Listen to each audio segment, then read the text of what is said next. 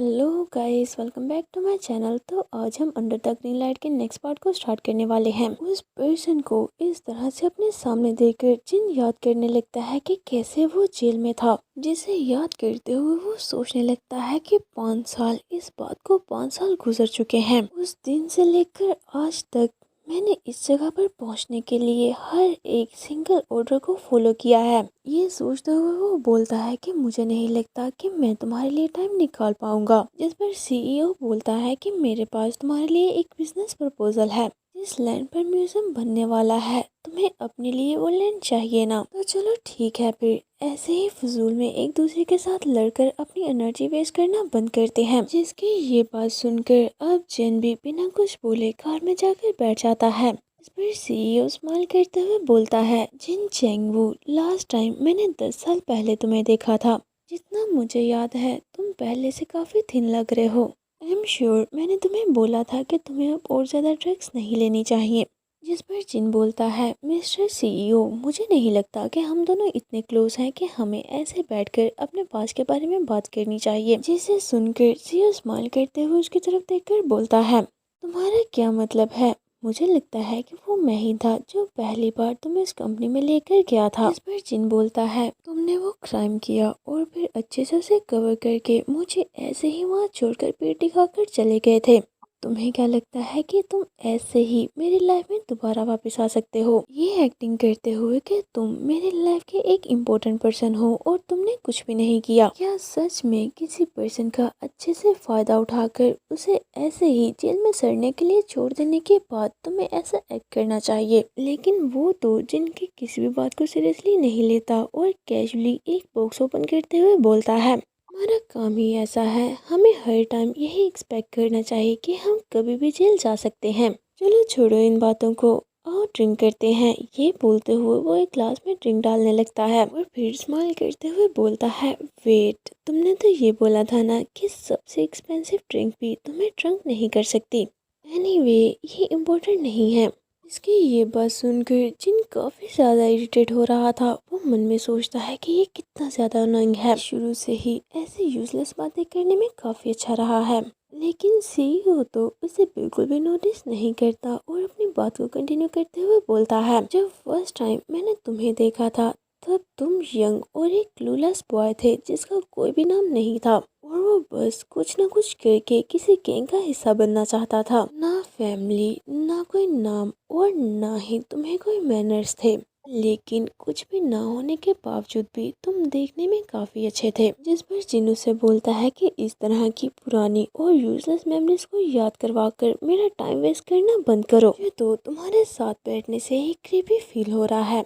ये बोलते हुए वो स्मोक करने के लिए सिगरेट निकालने लगता है। जिस पर सीईओ सिगरेट जलाने के लिए एक लाइटर निकालकर उसके सामने करते हुए बोलता है, लेकिन मैं तुम्हें मिस करता हूँ। जिस पर जिन्नू से बोलता है कि इस तरह की नॉनसेंस बातें करना बंद करो, मुझ पर फेवर करो और कंस्ट्रक्शन राइट्स के पीछे लड़ना बंद कर दो। इसे सुनकर सीईओ हंसते हुए बोलता है, मुझे लगता है कि इतना इजीली मैं ऐसा नहीं कर पाऊंगा। जिस पर जिन बोलता है, क्या उस लैंड के नीचे कोई डायमंड माइन है या कुछ और? तुम और मैडम चेयरमैन दोनों ही इस लैंड के लिए कुछ भी करने को तैयार हो। इस पर सीईओ हंसते हुए बोलता है, आई गेस रूमर सच है। चेयरवुमन तुम पर ट्रस्ट नहीं करती।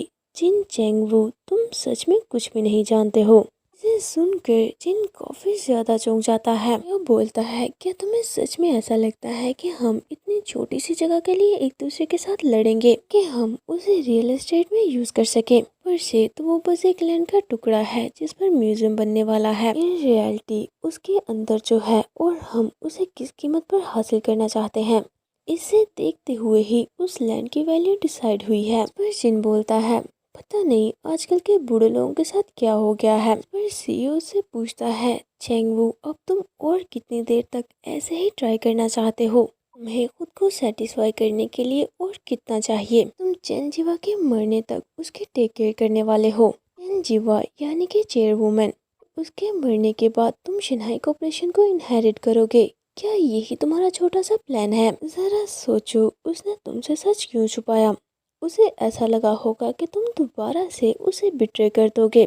वो वो अभी भी तुम पर पूरा बिलीव नहीं करती, बस तुम्हें किसी भी बारे में बिना पता लगे उस खजाने को अपने लिए हासिल करना चाहती है। खजाने का नाम सुनकर जिन थोड़ा चौंक जाता है। सीईओ बोलता है, सिर्फ उसी लैंड को हासिल करके तुम अपने सारे ड्रीम, डिजायर्स और भी बहुत कुछ पूरा कर सकते हो, और मैं वो सब कुछ तुम्हें दे सकता हूँ। ये बोलते हुए वो जिन की लेग पर अपना हाथ रख देता है और उसके क्लोज आते हुए बोलता है, लेकिन इसके बदले में तुम्हें मेरे पास वापस आना होगा, बिल्कुल पुराने दिनों की तरह। और साथ ही उसे धमकाते हुए बोलता है कि अगर शनाई कंस्ट्रक्शन हमारे प्लान को ऐसे ही रोकने का ट्राई करती रहेगी तो मुझे लगता है कि सारा मैटर खुद से हैंडल करने की बजाय मेरे पास कोई चॉइस नहीं बचेगी। अगर मैं ऐसा करता हूँ तो सच में ये शर्म की बात है। जिस पर जिन स्मोक करते हुए बोलता है, तो तुम ये चाह रहे हो कि मैं तुम्हारा ऑफर एक्सेप्ट कर लूँ और तुम्हारे हर काम करूं जब तक तुम दोबारा से मुझे धोखा ना दे दो। और साथ ही सीईओ के हाथ पर सिगरेट लगाकर कार रोकने का बोलता है। ये वही हाथ था जो कि उसने जिनकी लेग पर रखा था, जिसके ऐसा करने पर ड्राइवर उसकी तरफ देखने लगता है, जिस पर वो भी स्माइल करते हुए अपना सर हिलाकर उसे कार रोकने का बोल देता है। जैसे ही कार रुकी थी, जिन बाहर निकल जाता है और जाने से पहले वो उससे बोलता है, मैं तुम्हारा प्रपोजल रिजेक्ट कर रहा हूँ। तुम्हारे जैसे ओल्ड मैन के साथ काम करने से तो बेहतर है कि मैं सड़कों पर भूखा रह लूँ। ये बोलकर वो वहाँ से चला जाता है, जिसके जाने के बाद सीईओ हंसते हुए बोलता है कि ये बिल्कुल भी चेंज नहीं हुआ और अपनी पास मेमोरीज को याद करने लगता है। यहाँ पर जिन बोल रहा था, क्या ये गंदा सा शिनहाई फैमिली का ऑफिस है, और एक पर्सन से बोलता है कि हमें रहने के लिए जगह और खाना चाहिए, वरना मैं पैसों के लिए इस पर्सन का मार मार कर बुरा हाल कर दूंगा। इस पर वो पर्सन चिल्लाते हुए बोलता है, पास्टर कहीं के, तुम ये क्या बोल रहे हो। इस पर अब सीईओ भी बोलता है कि मैं तुम्हारे लिए ऐसा कुछ भी नहीं कर सकता। इस पर जिन उसके सामने जाकर गुस्से से बोलता है, आखिर क्यों। मेरे जैसा कोई पर्सन जो कि तुम्हारा काम करने के लिए अपनी जान की भी परवाह नहीं करता, तुम्हारे बिजनेस में होगा तो तुम्हारा ही फायदा है। पर सीईओ उसकी तरफ मुड़ते हुए बोलता है कि इस तरह से दूसरों को धमकाने से तुम्हें कोई भी फायदा नहीं होने वाला। उनके पास तो पहले से ही कुछ भी खोने के लिए नहीं है।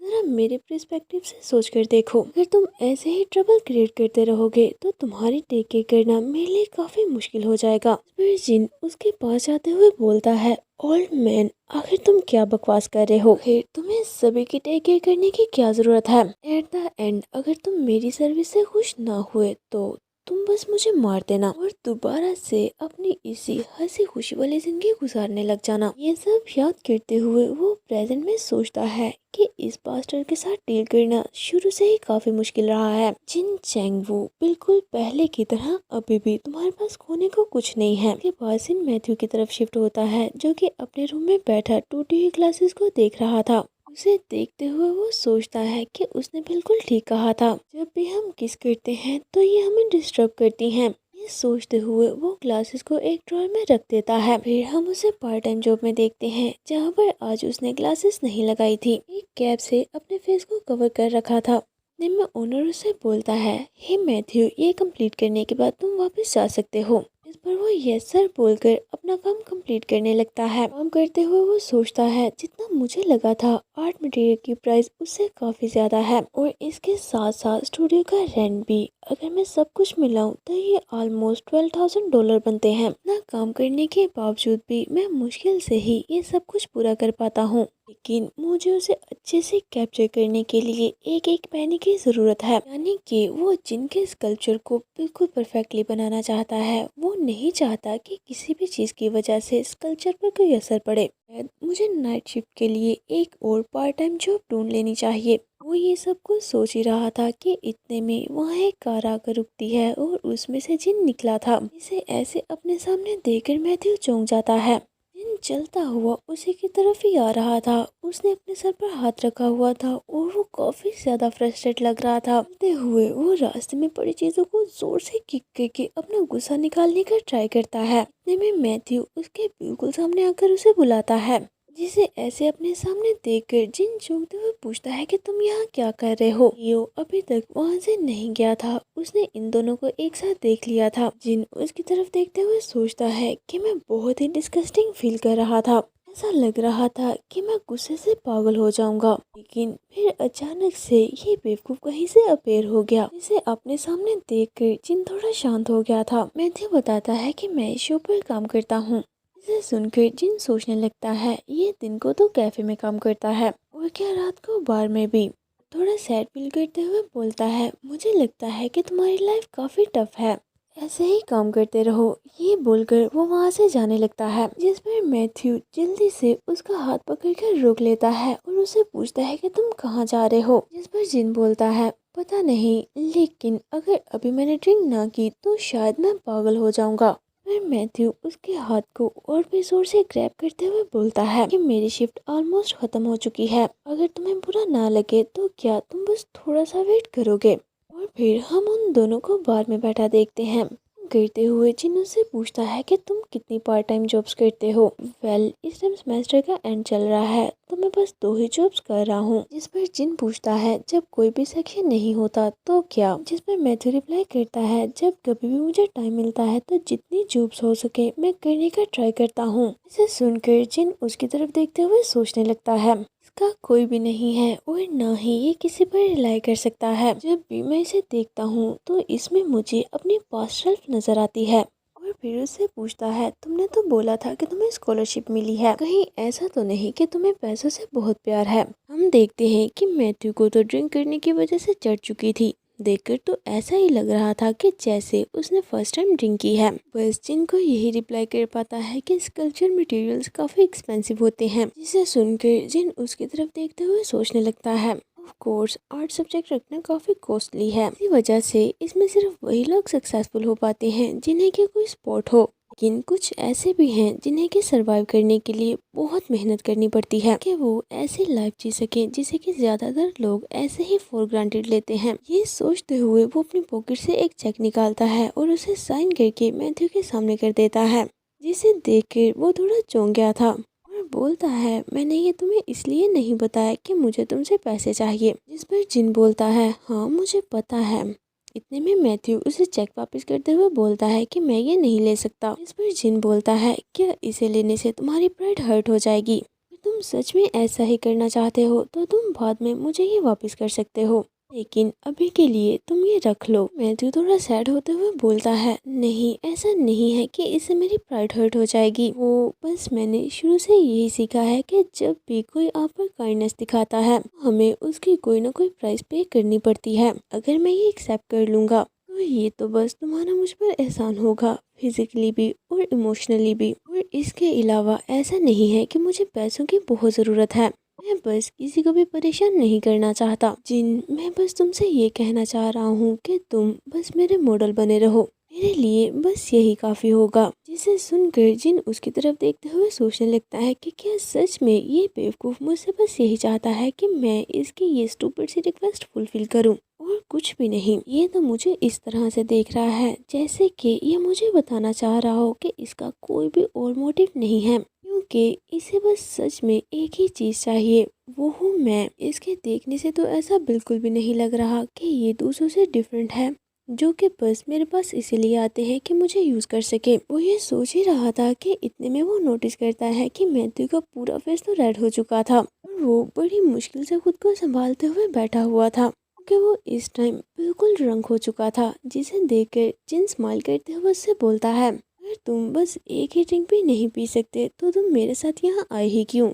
इस पर मैथ्यू बिना उसकी तरफ देखते हुए बोलता है कि लास्ट टाइम तुमने प्रॉमिस नहीं किया था कि तुम दोबारा वापस आओगे, तो जब मुझे ये याद आया कि मैं फ्राइडे को तुम्हें नहीं देख पाऊंगा, इसलिए तुम्हारे साथ रहने का मैं कोई भी चांस मिस नहीं करना चाहता। जिस पर जिन बोलता है, वेल इस वीक से मैं एक इम्पोर्टेंट प्रोजेक्ट स्टार्ट करने वाला हूँ तो मैं काफी ज्यादा बिजी रहूंगा। ये बोलते हुए वो कुछ नोटिस करता है, जिस पर वो उसके क्लोज आते हुए बोलता है, मैंने अभी नोटिस किया कि आज तुमने अपनी ग्लासेस नहीं पहनी है। जिस पर जिन सोचने लगता है कि वो तो मैंने तोड़ दी थी ना। ये सोचते हुए वो उसके और भी क्लोज चला जाता है, जिसे अपने इतना ज्यादा क्लोज देखकर मैथ्यू काफी गौर से उसकी तरफ देखने लगता है। जिन उसे देखते हुए स्माइल करके बोलता है, मुझे लगा ही था कि तुम्हारी आईज सच में। ये बोल ही रहा था कि इतने में मैथ्यू उसकी बात काटते हुए बोलता है, जैसा कि तुमने बोला था ग्लासेस हमें डिस्टर्ब करती थी। ये बोलकर वो उसे किस करने के लिए उसके क्लोज जाने लगता है, जिसे ऐसे अपने क्लोज आता देखकर जिनकी हार्ट बीट काफी फास्ट हो जाती है, वो काफी गौर से उसकी तरफ देखने लगता है। लेकिन मैथ्यू तो उसे किस करने की बजाय कुछ देखकर रुक जाता है, जिसके ऐसा करने पर जिन मुंह बनाते हुए सोचने लगता है इस बेवकूफ को तो पूरी तरह से चढ़ चुकी है। उनके पीछे वही पर्सन था जिसने कि लास्ट टाइम जिनको रेड पिल्स दी थी। वो स्माइल करते हुए जिनके शोल्डर पर हाथ रखकर बोलता है, तुम्हें यहाँ दोबारा देखकर काफी अच्छा लगा। तो तुम लास्ट टाइम ऐसे ही वहाँ से क्यों भाग गए थे? वो उसी टाइम की बात कर रहा था जब वो दोनों मोटर रूम में थे और जिन उसे वहीं पर छोड़कर मैथ्यू के पास चला गया था। वो पर्सन तो अपनी बात कंटिन्यू करते हुए बोलता है कि क्या वो सब कुछ करने में मैं इतना बुरा था? तुम मुझसे बिल्कुल भी सेटिस्फाई नहीं हुए। मैंने तो सच में तब बहुत एंजॉय किया था। अगर तुम दोबारा से वो करना चाहते हो तो मेरे पास और भी पिल्स हैं, मैं तुम्हें दे सकता हूँ। ये बोलते हुए वो जिनकी काफी क्लोज आ जाता है कि क्या तुम दोबारा से ये ट्राई नहीं करना चाहते, और आगे बढ़कर उसे किस कर लेता है, जिसे ऐसा करते देखकर जिन तो काफी ज्यादा शॉक हो गया था। वो बस काफी गौर से उनकी तरफ देखे जा रहा था। उस पर्सन को खुद से दूर पुश नहीं करता और किस करते हुए साइड आई से मैथ्यू की तरफ देखकर सोचने लगता है, आज के दिन तो बहुत सी बैड लक चीजें हो रही हैं। ये सोचते हुए वो मैथ्यू की तरफ देखते हुए ही उस पर्सन को पकड़कर पैशनेटली किस करने लगता है।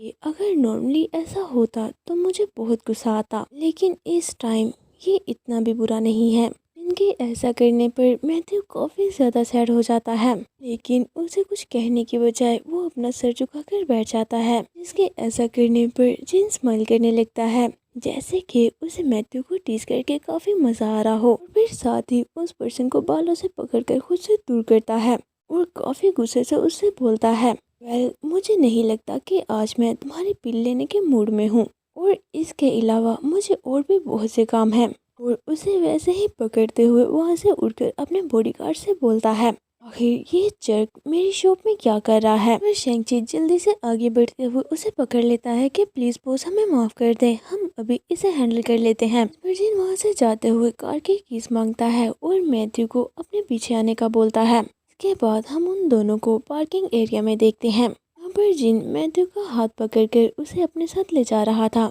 और कार के पास पहुंचते ही बैक डोर ओपन करके मैथ्यू को अंदर बैठा देता है। इसके ऐसा करने पर मैथ्यू तो काफी ज्यादा कंफ्यूज हो गया था, जिस पर जिन भी उसके सामने आ जाता है और उसे टच करके स्माइल करते हुए बोलता है, ये मेरी तरफ से तुम्हारी ट्रीट है। मैंने तुम्हें पैसे ऑफर किए थे तो तुमने मना कर दिया, लेकिन मुझे लगता है कि तुम मेरी इस तरह की काइंडनेस को रिफ्यूज नहीं कर पाओगे। और सोचता है ये बेवकूफ़ मुझे अपनी हर चीज़ देने को तैयार है, जब मैंने इसे कुछ देना चाहा तो इसने मेरी ऑफ़र रिजेक्ट कर दी। तुम्हें बस सिंपली मेरी ऑफ़र एक्सेप्ट कर लेनी चाहिए थी। उसने तो यही सोचा था कि वो मैथ्यू को ट्रीट देगा, लेकिन उल्टा मैथ्यू ही उसके ऊपर आ गया था और काफ़ी क्यूट सा फेस बनाते हुए उससे परमिशन मांगता है कि क्या मैं ऐसा कर सकता हूँ। जिसके फेस को देखकर जिन उससे पूछता है, क्या सच में तुम काफी ज्यादा ड्रंक हो? जिस पर मैथ्यू बोलता है, नहीं मैं बिल्कुल ठीक हूँ, लेकिन ऐसा नहीं लगता कि अब मैं और होल्ड कर पाऊंगा। और वो दोनों वहीं पर वो सब कुछ करने लगते हैं। मैथ्यू उससे बोलता है कि तुम ब्यूटीफुल हो, जितने भी पर्सन से मैं मिला हूँ उन सबसे ज्यादा ब्यूटीफुल। मुझे बिल्कुल भी नहीं लगता कि कोई और तुम्हारे जितना कभी परफेक्ट हो सकता है। जिस पर जिन उसे अपना मुंह बंद रखने का बोलता है। मैथ्यू बोलता है कि अगर ये तुम्हारी काइंडनेस है तो मैं विश करता हूँ कि तुम हमेशा ही ऐसे रहो, लेकिन तुम ऐसे ही किसी के साथ भी किस कर लेते हो, तो क्या तुम उनके साथ ऐसा भी कर सकते हो? इसे सुनकर जिन थोड़ा हैरान हो जाता है कि तुम ये क्या बोल रहे हो, लेकिन मैथ्यू तो काफी ज्यादा जेलस था। वो उसे बाइट करते हुए बोलता है कि अगर उस टाइम मैं वहाँ ना होता तो क्या तुम उस पर्सन के साथ ऐसा कर रहे होते? ये बोलते हुए वो उसके साथ काफी ज्यादा एग्रेसिव हो जाता है, जिसकी ऐसा करने पर जिन सोचने लगता है कि आज से पहले तक तो मैं बस खुद को पिल से डिस्ट्रैक्ट करने के लिए ऐसा करता था, लेकिन शायद अब मैं इसका एडिक्ट होने लगा हूँ। तो इसी के साथ हमारा ये चैप्टर यहीं पर एंड होता है। अगर आपने वीडियो को यहाँ तक देखा है तो प्लीज़ इसे लाइक कर दें और साथ ही साथ मेरे चैनल फन एक्सप्लेनेशन को सब्सक्राइब भी करें। तो चलिए मिलते हैं आपसे नेक्स्ट वीडियो में। Until next video, take care of yourself and bye bye.